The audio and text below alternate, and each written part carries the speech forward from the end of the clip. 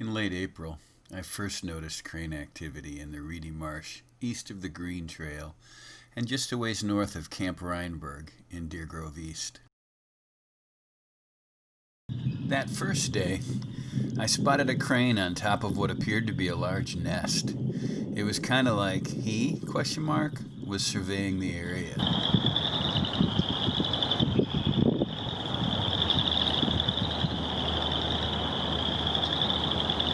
Eventually, he spread those amazing wings and took off.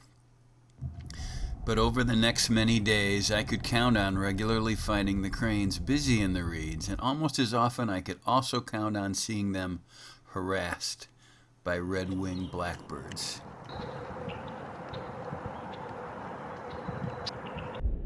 But Donald and Loretta, as I named them, apparently weren't interested in the big nest I'd seen on day one. They were constantly at work, pulling cattails, grasses, and reeds as they built something new just a bit south. Occasionally, we'd be visited by other lovelies like this little blue-gray gnatcatcher.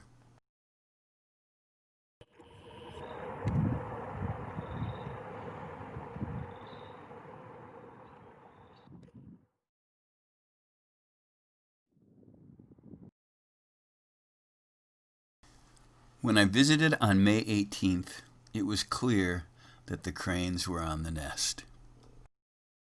I visited almost daily. In those first nesting days, sometimes I'd just see one crane and sometimes both, and a few times I'd see Donald fly in from above and float down to the nest. As the nesting days went by, I did a little research. I learned that for sandhill cranes, nesting and incubation lasts 28 to 30 days. I was also surprised to read that both the male and the female take turns with incubation. Now I wondered, who was I seeing each day? Was it Donald or was it Loretta?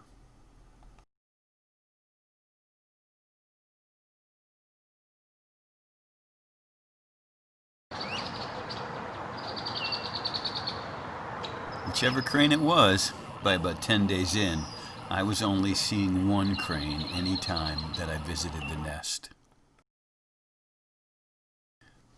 But that could be deceiving. Over those few weeks, the reeds had grown so high that I could sometimes only see Loretta or Donald when he or she stood up. So it was entirely possible that when I would see one, the other might be hunkered down low on the nest, incubating the eggs out of sight. Occasionally, deer would wander across the landscape beyond the reedy marsh.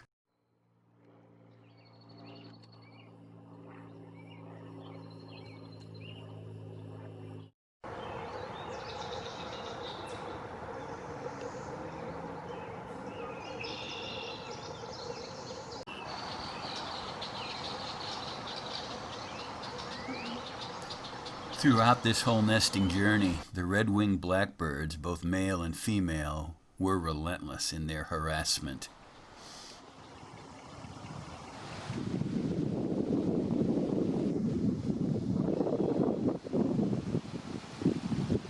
On day 24, the day after a huge overnight storm, I stood on top of the fallen tree that helped me better see over the growing reeds. I watched for 30 minutes and I could not spot a single crane.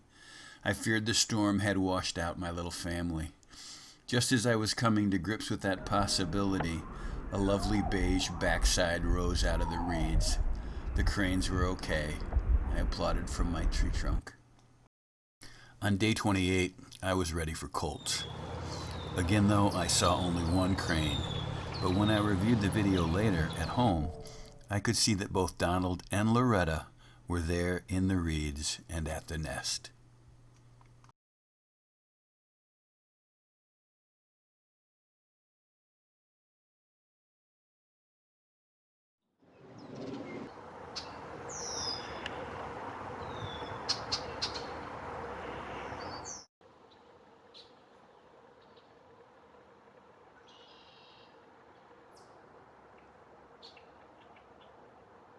On the 29th day, both Donald and Loretta were again present. I began to wonder how I'd know if a colt had arrived. How would I possibly see them with the reeds so tall and dense? Might there be a young colt down there even now? I knew something was up on day 30 when both cranes lifted their heads high and trumpeted loudly together. Were they announcing the arrival of a colt or colts I couldn't see?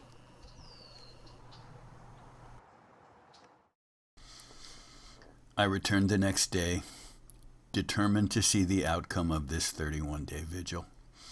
I brought a chair, a book, and water and settled in. For an hour, I watched, read, stood on my tree trunk, and saw nothing. Then, far across the reeds to my right, I spotted Donald and Loretta.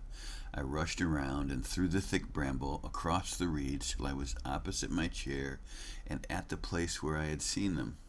But no cranes. Kind of befuddled, I pushed through the brambles to the path, and there they were. Donald and Loretta were walking the path back to my chair and their nest. It took a moment or two to see that they weren't alone. Two tiny colts were bobbing and tumbling along next to them. From there, we walked together. Donald, Loretta, the kids, and me.